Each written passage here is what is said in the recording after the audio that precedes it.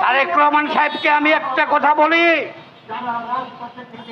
আপনার কোমর ভেঙেছে, বাপকে হত্যা করেছে, আপনার মাকে হত্যা করা হয়েছে, আপনার ভাইকে হত্যা করা হয়েছে। আমরা আপনার জন্য, আপনার পরিবারের জন্য আমরা কিন্তু লড়াই থামাই নাই। কিন্তু যদি আপনি সেই হত্যাযজ্ঞের কথা ভুলে যান, তাহলে কিন্তু আপনি বন্ধুহীন হয়ে পড়বেন।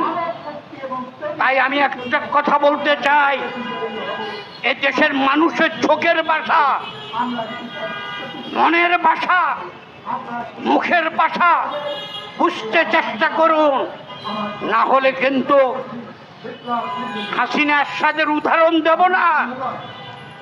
আপনার উদাহরণটা আপনি নিজেই চিন্তা করে বের করতে হবে।